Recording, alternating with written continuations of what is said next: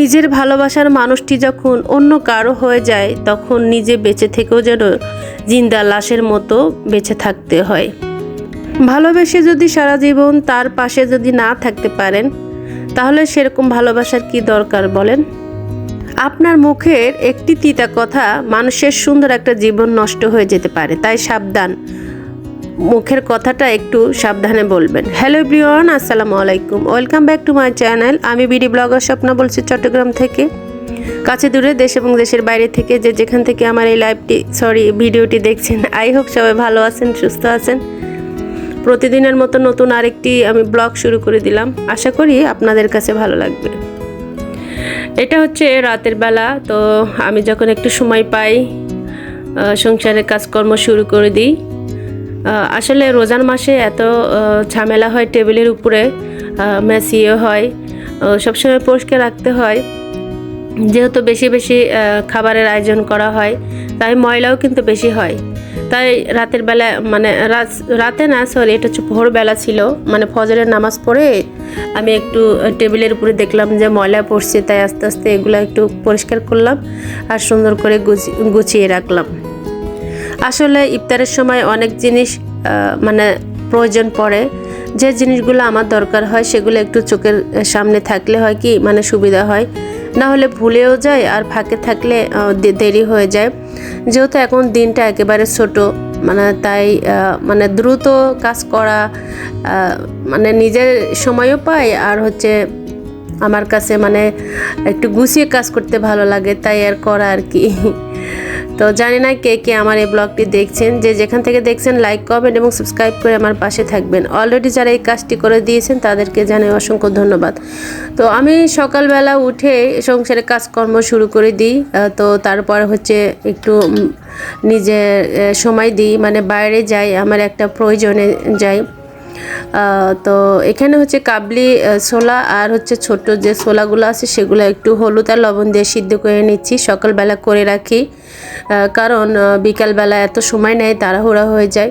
আজকে আমি আপনাদের সঙ্গে যে ভিডিওটি শেয়ার করছি সেটা হচ্ছে সকালবেলা যদি এই কাজগুলো গুছিয়ে রাখেন তাহলে কিন্তু অনেকটা সময় পাওয়া যায়, আর সেই সময়ে আপনি একটু আল্লাহর ইবাদত বন্দেগী করতে পারবেন। সারাদিন যদি আপনি সংসারের কাজকর্ম করেন তাহলে ইবাদত কখন করবেন বলেন? তো যাই হোক, আমার তো রোজার মধ্যে এত ঝামেলা, আমার হাজব্যান্ড যখন যেটা ভালো লাগে সেটা নিয়ে আসে, আমি একটু স্বস্তি পাই না। সারা দিনে রাত দিন পরিশ্রম করতে হয় সংসারের জন্য। তো যাই হোক, এটা হচ্ছে বিকালবেলা এনেছিল এই ফ্রুটগুলা, নামাজ পড়ে যখন আসছে রাতের বেলা তখন, তো আমি একটু গুছিয়ে রাখছি, কারণ যদি এলোমেলো অবস্থায় থাকে তাহলে খাওয়াও হবে না, আর হচ্ছে কি বলবো, নষ্ট হয়ে যাবে, তাই এগুলো একটু বের করে রাখছি। তো এই আঙ্গুরগুলা হচ্ছে আমি কিছু ফ্রিজে রাখবো আর কিছু হচ্ছে খাওয়ার জন্য টেবিলে রেখে দিব। আর আমি যে ফ্রুটগুলা সবসময় খাওয়া হয় সেগুলো এখানেই আমি রেখে দিই, বাইরেই রাখি, ফ্রিজে কম রাখি, কারণ ফ্রিজের মধ্যে যে কোনো জিনিস স্বাদ তো পাওয়া যায় না, আর হচ্ছে ঠান্ডা লাগে, তো তাই রাখি না, কম রাখি আর কি, বেশি আনলে একটু রাখা হয়। আর এই যে দেখেন রাতের বেলা আবার কতগুলা সবজি আরও কি দরকার ছিল সেগুলো এনেছে। আর এই সুযোগে আমি আমার মেডিসিনগুলো একটু গুছিয়ে নিচ্ছি, কারণ তাড়াহুড়ার সময় পাওয়া যায় না। আসলে আমি একটু অসুস্থ ছিলাম, অসুস্থ অবস্থায় কি কি দরকার তো ওষুধ গুছিয়ে রাখছি। তো যাই হোক, আর এই রান্নাঘরের এই কর্নারটা তো কি বলবো, একেবারে চুলার পাশে হওয়াতে মানে আমি হচ্ছে 3 দিন পর পরে পরিষ্কার করি, না হলে ময়লা পড়ে। সবসময় এই জিনিসগুলো ব্যবহার করা হয়, তাই এগুলো একটু পরিষ্কার রাখতে হয়। তো আসলে কি বলবো, মনটা ভীষণ খারাপ, কারণ এখন পরকীয়া এমনভাবে বৃদ্ধি পেয়েছে যে এই পরকীয়ার কারণে সুন্দর সংসার, সাজানো গোছানো সংসার ভেঙে চড়ে যাচ্ছে। মানে কি বলবো, এগুলা না খুবই খারাপ লাগে, আমার কাছে ভীষণ খারাপ লাগছে। কারণ ইকরা মেয়েটা, আপুটা, মেয়ে বললে ভুল হবে, তো বয়স কিন্তু ওনার কম, মানে মাঝামাঝি। তারপরও উনি শিক্ষিত ছিল, কিন্তু দেখেন অনেক দিন ধৈর্য ধরার পর অনেক কিছু নীরবে সহ্য করেছে। তারপর তার হাজব্যান্ডের কথায় এতটা কষ্ট পেয়েছে যে জীবনটা দিয়ে দিয়েছে। তাহলে মনে করেন যে এত কথাটা, মানে কথার মধ্যে এতটা বিষ ছিল, এতটা তিতা ছিল যে উনি নিতে পারে নাই। যাই হোক, আসলে আল্লাহ তাআলা উনি যেভাবে মৃত্যুবরণ করেছে, আসলে ইহকালও শেষ, পরকালও শেষ। তাই আসলে যে কোনো সিদ্ধান্ত নেওয়ার আগে মানে একটু ভাবনা চিন্তা করে নিলে আমার মনে হয় ভালো হয়। কারণ আপনি যাকে ভালোবাসেন সে যদি আপনাকে ভালো না বাসে, সেই জন্য কি আপনাকে জীবন শেষ করে দিতে হবে? জীবন অনেক মূল্যবান, অনেক গুরুত্বপূর্ণ একটা জিনিস। তো আপনি কেন তার জন্য জীবন নষ্ট করবেন? তো আশেপাশে আরও কতজন আছে, আত্মীয় স্বজন, বাবা মা, তারপর ছেলেটা কত সুন্দর ফুটফুটে, কত সুন্দর কথা বলে, কি মায়া চেহারা। মানে ছেলেটার জন্য না আমার বুকটা ফেটে যাচ্ছে। এই ছেলের ভবিষ্যৎটা কোথায় যাবে বলেন তো? ছেলেটার কী দোষ ছিল? বাবা মা তো মারা গেছে, বাবা কাছে থেকেও নাই। তো আসলে বাবা মা ছাড়া সন্তান কি কখনো সুন্দরভাবে মানুষ হতে পারে বলেন তো? এই ছেলেটা এখনও ছোট, তার হচ্ছে মৃত্যুর আগ পর্যন্ত মানে বাবা মার ভালোবাসা থেকে বঞ্চিত হয়ে গেল। মা যদি একটু সচেতন হতো, বাবা মানে পরকীয়া করতেছে করুক, সে ডিভোর্স দিত। কেন যে আত্মহত্যার পথটা বেছে নিল আমি বুঝলাম না আসলে। মানে কি বলবো, যাই হোক, খুবই খারাপ লাগলো। তো এখন আমি একটু মানে ভিডিও রিলেটেড কথা বলি। খেজুরের রস দিয়ে একটু আমি হচ্ছে পায়েস করে নিচ্ছি, ভীষণ মজার একটি ডেজার্ট। খেজুরের রসটা এত ঘ্রাণ ছিল, আর একটু আমি কি বলে নারকেল দিয়ে দিলাম। সব শেষে আবার একটু খেজুরের রসটা দিয়ে দিচ্ছি। এই রসগুলো আমার বোনের বাড়ি থেকে আনা হয়েছিল। ভিডিওগুলো আমার আগে থেকে করা ছিল, আসলে সময়ের কারণে দেওয়া হয় না, তো আজকে আপনাদের মাঝে শেয়ার করলাম। তো এরকম করে রান্না করে দেখবেন, খুবই মজা লাগে। তো এখন তো রস নাই, তারপরও মানে যখন থাকে তখন মানে বানিয়ে খাবেন। যাই হোক, কিছু হালকা পাতলা শপিং করেছিলাম, সেগুলো একটু দেখিয়ে দিচ্ছি। তো শপিং করতে তো আমাদের সবসময় ভালো লাগে, তাই না? আর আমি তো এখন যেগুলো দরকার সেগুলাই নিই। এই বাটিটা আরিফেল শোরুম থেকে নিয়েছি, অনেক কিউট না, সাদা, তো খুবই ভালো লাগছে। আর কান বাটি তো দেখে আর লোভ সামলাতে পারলাম না, তাই নিয়ে নিয়েছি। আর এখন যেহেতু রোজার মধ্যে হচ্ছে চিড়া খেতে বাটি লাগে, তো আমার আছে, তবে ওগুলো একটু ছোট।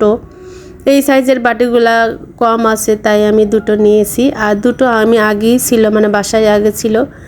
তো 4 জনে 4টা মানে ব্যবহার করব। কেমন হয়েছে আমার এই বাটিগুলো আপুরা কমেন্ট করবেন।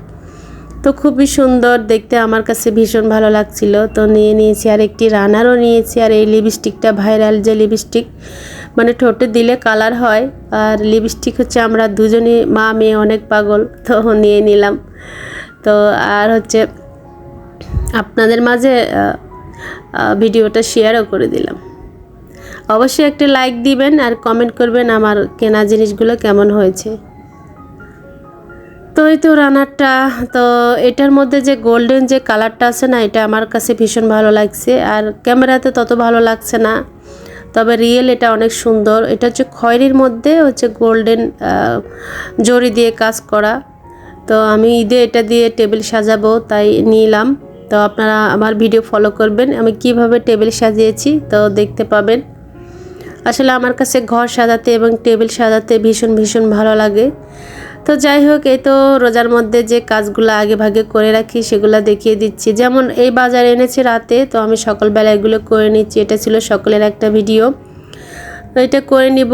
তারপর যে পেঁয়াজের যে ডালটা আছে সেগুলোও আমি ব্লেন্ড করে রাখবো। শুধু বিকালবেলা ভাজা পড়ার যে কাজটা থাকে সেগুলো করি, আর সেহরির রান্নাটা আমি রাতের বেলা করে রাখি।